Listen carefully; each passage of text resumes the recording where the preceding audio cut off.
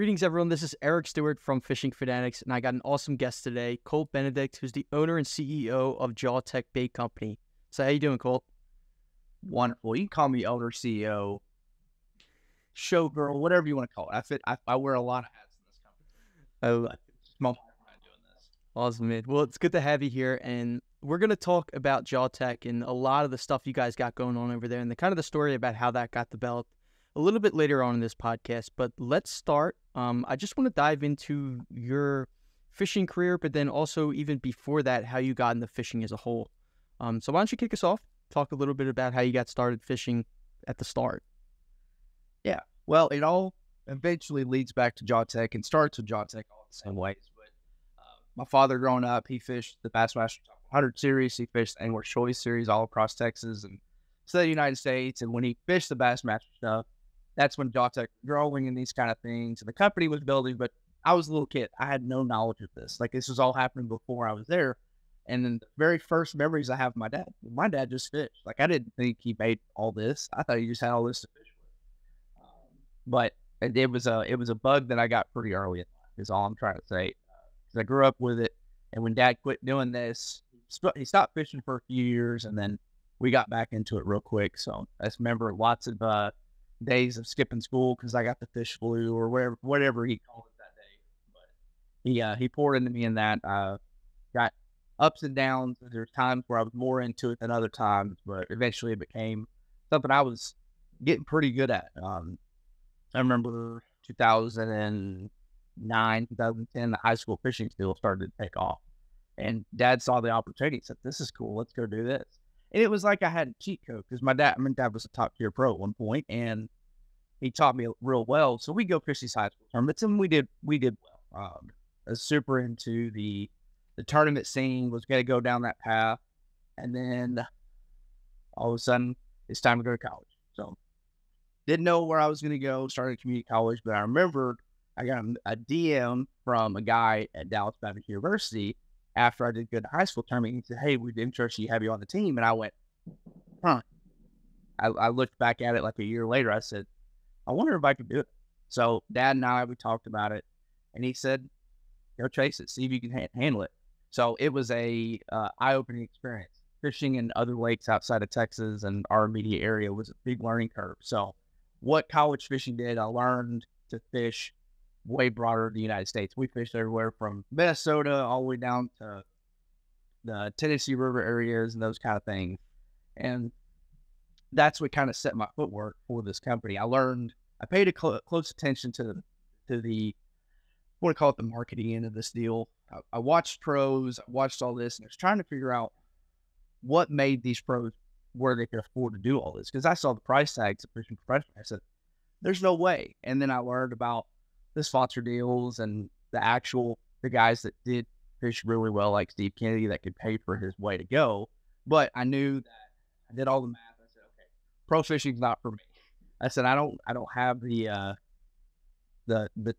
want to not have a family, because I had my girlfriend at the time and my wife, and I looked at all these things and I said, you know what, it's not going to work. So I kind of tabled that dream, and that was the end of my fishing career. I would say I went through college, did it, and I fished a few local things after that, but fishing kind of went away for a little bit of my life. Yeah, so then you graduate college, and then what happens? You kind of decide, okay, I need like a job, and then you go get a job. I got immediately into the construction world. Let's say my wife's dad, he had 4 remodel homes that he wanted to work on, and I needed a job, so I got after it, and I learned the construction world. So that was residential remodeling, and then I got into the handyman work, and then eventually I started working in the school business world.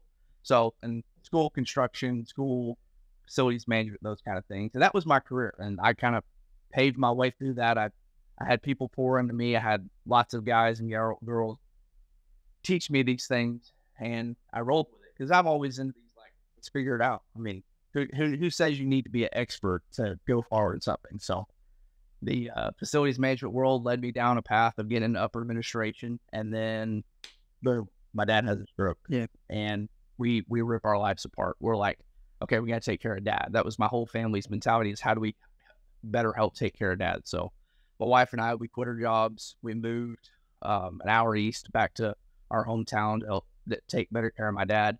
But that's where Jawtec got its idea back. So Dad was working with my brother-in-law. They were kind of tinkering with the machines that were floating around, but never really got going. And then sadly, Dad had a stroke. But I remember Dad was in a hospital bed, and he asked me, he's like, "You think you could figure this out?" He said, "You're mechanically inclined. You can figure these things out." I said, "Sure, I'll give it a whirl." So I spent about 4 months tinkering, and I made the first successful, we call it shot. First successful shot of bait, and then about a week later, I made the first successful run of bait. And I said, "Okay, this works." We got manufacturing. At that time, we thought we had manufacturing figured out. Looking back now, it was so bad, and the baits weren't 100. I mean, they were like 98%. They were good, but not what we are today. And I looked at my wife. I said, "The housing market's crazy. We can sell our house for a big profit. Let's do this." Because even though we lived in Fort Worth, we still had our house in Fort Worth. And we just both said, we're young. We can figure this thing out later. So sold our house.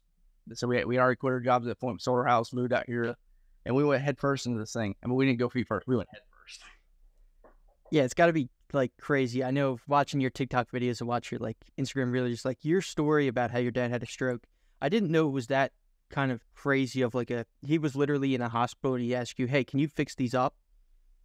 Yeah. And then, so I said when he had the stroke, it took him down basically to where he was stuck in a wheelchair. So there was no way he was going to be able to continue the ideas that he had. It was tough. And my sisters and I, my mom, we knew that he might be in a wheelchair the rest of his life.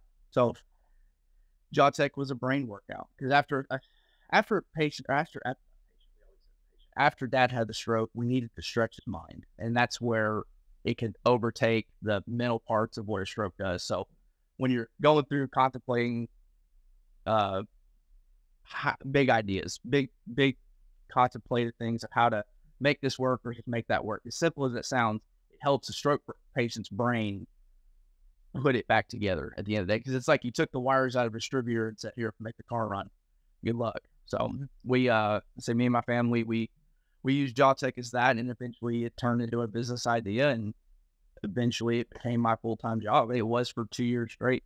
And right now it's my wife's full-time job. I got back in the facilities management world because I do have that longing passion for what I grew in my career prior to this. It was in the back of my head always. So I'm getting to live 2 dreams right now, 2 things I'm really good at, and my wife gets to do it full time, and it runs and operates, and we're super thankful for it.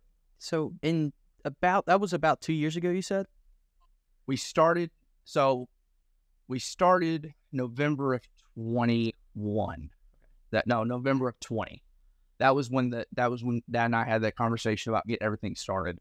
So that was the first deal. It probably took me a month before I even got out here to start tinkering with the machine. So put it about December, and then January I made like the first run of baits. And then by April of 21, I made enough product in my eyes that I was good at it, like good enough to actually like think of putting this up in retailer shelves and kind of those kind of things. And so April I quit my job. In July of 21, we put product on the shelf. First place Anglers Pro in North Virginia. That was our first store, and it's been a good relationship ever since. But it's been a whirlwind. It's after July of 21, we put it in, I think, 18 retailers in the first year. We doubled it to about 40 year 2, and we're going to probably end up around 50 or 60 this year at the end of this. So we're adding about 20 retailers a year, and different aspects of how to do this business. We didn't originally start selling direct consumer with all 3 retailers, but March of this year, we had to feed our babies. And that was something I was like, okay, let's launch a direct consumer website. I didn't necessarily want to do that, but it was a necessity for the business. And it ended up helping us grow more than we could even imagine. Because now we have a much broader national recognition of anglers, not a social media presence, but of anglers using the product and talking to other anglers all across the country now. So absolutely. It was definitely a blessing in disguise to do that. Yeah, everyone can kind of go on your website, right, and just pick up a bait whether they want it or not. And then right now, I know one of your videos on TikTok is like, how can like the normal people help, or just people that like fish? Go to your local tackle shop, tell them about the bait, tell them that, ask them if they have it, see if they can get some in stock and all that good stuff, and just kind of spread the word about Jawtec, because you have a really cool story. It is a really cool company too, and the baits you have are sick, which we'll dive in a little bit later on too. But the name Jawtec, I know the story's kind of cool about how that came to be. So tell me a little bit about how you guys came up with that name. So, like I said, this is prior to me and all my sisters. This was when mom and dad were younger than me. The original name of the company was Bruce's Manufacturing Company, and that was very narcissistic to say the least. Like, this is Bruce's Manufacturing Company. That's your dad's name, right? And Bruce. That's your dad's name? That was my dad's name was Bruce. So it wasn't gonna work, and they knew that. So they tinkered with a couple ideas. And one day, my mom and dad were sitting in my grandparents' house where they did all the packaging of the baits and everything. And mom went, we have the tagline, Big Bass Technology. That's what the Bruce's Manufacturing, Big Bass Technology. And mom went, every time you and your buddies have a big fish on, you say, I got Jaws on. Because it was the 80s. So back in the 70s, when Jaws came out. So mom went, why don't you just call it Jawtec?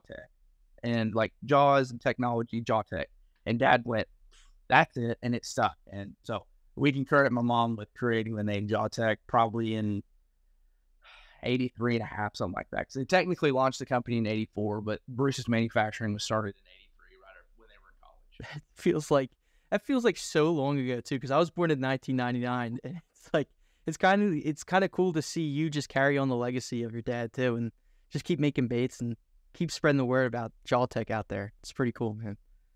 And another weird part about Jawtec is I was born in 95, you were born in 99. There was a complete generation of this company before you were born, and I was at the very tail end of it, so I don't remember this thing. So I'm learning every day from older anglers, friends of my parents, people in the industry about my dad and the different aspect of who he was. Not my dad, he was Bruce the fisherman, or Bruce the Jawtec person, or my mom was Charles C. Not my mom, but Charles C. the lure manufacturing people. So I'm learning every day from other people about this old company that I didn't know because I wasn't alive or had no reconciliation of it at all. Right. Yeah, it's kind of like a blast in the past when like something happens before you kind of forget it. Like even like the old time baseball players. Like I'm super into baseball, but like I can't really like think about it. But people will be like, "Oh yeah, this guy was the best." It's like I don't even remember him, but I assume he was the best because I see like these videos and everything online. So it is definitely pretty cool. And then, so are you making all the baits there? Yes. So this is the house I grew up in. When dad shut down, he really mothballed everything. So he put the machines in the corner, put all the molds in the corner, and just basically packaged together where it would, in his eyes, it wouldn't break. But eventually, when we cracked into this, we turned everything on and nothing worked. Like machines were smoking, the electrical was all fried from who knows what. I mean, it was 20 years, it was 19 years of sitting without ever being touched. So when we cracked into them, it was a lot. And basically what it was dad had the frames of the machine that he built, and he had his old injection system and everything. And none of it really worked. It all leaked. It was all rusted up. So we had to rebuild everything. And it took me a better part of a year to get it semi-fine-tuned and another 6 months to get it to where it is right now. Where it sits right now, it injects plastic completely different than everybody else. It makes it almost a zero waste company. We like all the runners that baits come on have a centerpiece that's waste. I hated throwing that away because we were throwing away like a 13-gallon trash bag of them a day, and it was a lot of money. But it was going to landfill, and that's a trick of this industry is we make trash. So we try to eliminate how much trash is thrown in the landfill opposed to baits that end up being used and create memories and put fish in the boat and those kind of things. So we pride ourselves on being nearly a zero waste company in that way. Gotcha. But the whole injection process is completely redesigned. Dad would be he would be amazed by it this day if he could see it, because it's completely different and it's way more fine-tuned and a safer process than it ever was. So by the time you get the machines up and running and everything's kind of cranking, how long was the learning curve to actually make the soft plastic lures, get them get them dialed in? The first learning curve, so the very first run of baits we make, they look right. You think, man, these are great. And then you squeeze them and they pop like a pimple and you're like, what in the world's happening? What it was we were partially cooking this plastic. So the exterior of the baits was fine, but we couldn't have enough volume of plastic. So you start injecting it, the outside fills, and when the inside's filling, it's full of raw plastic. So it literally looked like a pimple popping. And I gave those to buddies. They're like, "What is this? We've never seen this kind of bait." Because nobody makes these mistakes. Because I didn't know. I mean, like, I don't know why it's not cooking. So that was probably a 2-month process, and about another 6 months for me to get the machines as they sat running, like how Dad had them, like just where their back just point or ground zero, I should say. This is where they should have been. And then we made our first round of baits. They went to retailer shelves. They did all this. And then we were out of product, and we're like, well, but I knew with these 5 or 6 different things I wanted to change on the machine. So I ripped everything apart, started over, and then that's when we started building to where we were today. And it's a very well-tuned machine now. Business owners and marketing professionals in the Philly area, Bad Rhino takes the overwhelm out of digital marketing. With tailored digital marketing services, from social media management to SEO and PPC advertising, our expert team navigates the complexities of the digital ad space for your business. Let Bad Rhino lead you to success. Visit badrhinoinc.com and let's take your business to new heights. Bad Rhino, we do digital marketing, so you don't have to. Gotcha. Definitely sounds like a tedious process. I used to make baits in my garage, and it's a lot of trips to the creek, just testing them out, coming back, fine-tuning stuff, taking them out again. It still doesn't work. Take it back to the garage, figure it out, tinker with the machine a little bit. So I could only imagine the wear and tear that kind of puts on your mind a little bit when you're making baits. Yeah. The good part about when we were making stuff is I had all this fishing experience in my life. So I knew what baits were supposed to look like, and I knew how they were supposed to react. So it's not like I was going this thing completely blind. I knew how the baits, the end goal of what they needed to look like and do, but the actual process of cooking the plastic and getting the salt to suspend right, making your colors look right, it's a guess. And it took time because there's YouTube videos, but they don't translate to the machine. And I've figured it out. It took a long time, but we figured it out. Awesome, man. Awesome. So at Jawtec, you guys have the Sultan, the stud bug, the wacky crawl. You guys got a bunch of other baits too. I'm going to put you on the spot here and ask you a question. Since we are in the summertime, what's your go-to summertime bait that you guys carry? The Sultan. The Sultan's a special animal. I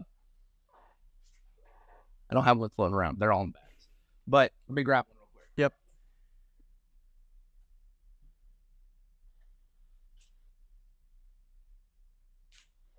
So the Sultan has 2 aspects to it that make it different than other 10-inch worms. The first, it's got ribs. There's not many ribbed 10-inch worms when we decided. There's a couple ribbed 10-inch worms now that have come out of the market. But the other part was the ribs don't go all the way around the body. So if you see, it rounds out, and this is all flat up here, because the only problem with rib baits is they don't hold a hook. It's just a notorious problem. So we call it, my dad used the term eccentric, is how we designed this bait. And it gives you all the plastic to hook into on top of this rib, on top of the body. But then the ribs collapse, and it allows you to use a smaller hook, like a 5/0 round bend hook, opposed to a 5/0 EWG hook. So that was the point of that. And then all these ribs trap an air pocket, and they make this bait stand up taller. So I've got videos from ICAPS last year that sit in a tank, and that bait wants to stand, that body stands straight. And then you twitch it along, and here comes that tail swimming along. But that's the Sultan. That's my summertime bait through and through. I'm not a jig fisherman. We make the wacky crawl. It's a flipping bait for me, but I'm not a football jig fisherman. I never have been. We threw 10-inch worms and 11-inch straight tail worms. That's what we fish with. But the worst part about being a plastic manufacturer is you have to fish with plastics. And I am primarily a crankbait fisherman. I am a hard bait fisherman through and through. So I've had to teach myself to throw plastics more than I did before because I make them. So you got to believe in the product and prove that the product works for yourself. Absolutely. That's actually funny you hit on that. I always took you as like a soft bait guy because you literally own and make soft plastic baits, but you're saying you're more of a crankbait kind of guy. So when, let's say, back to Dad's fishing back in the day, I mean, he was the generation that figured out offshore fishing, and the Carolina rig was what he used to learn all this stuff. But then they came out with, or they learned that the Norman DD22 and the Mann's 30 Plus were these ground cover, like you could cover so much more area. So that's what he started to fish with. And that's what I remember growing up throwing. We would drag a crankbait around as far as we could and get it as deep as we could to fish these road beds, different kind, whatever kind of structure, brush piles, all these different things. So, and then it translated to in college, I had to learn that I could cover more ground with a crankbait than I ever could with flipping a plastic or dragging them around. So I'm a burn turn kind of guy when it comes to fishing. I go fast, and I've learned now that the chatterbait world and the spinnerbait market back in the day, they fit my style better. So dragging a worm around was never my thing. But when we created the company, I said, okay, I have to become more of a worm fisherman. And I've learned to be a much better worm fisherman now. Absolutely. Absolutely. Cool, man. Well, Colt, I appreciate you sitting down, doing this quick discussion with me. So ways that people, everyday anglers can help, probably the biggest thing is just checking out your baits, buying a pack, and then telling the local tackle shop about it. Local tackle shop, tell your buddies. Like there's the old mindset is when I found something good, I'm just going to keep it to myself. But what we've learned is we need to grow the sport and keeping these simple secrets. Obviously, if you have some like groundbreaking technology or groundbreaking technique, use it for a little bit, but you have to educate the world. And especially how it's with our baits. We have baits that fit in different areas of the country.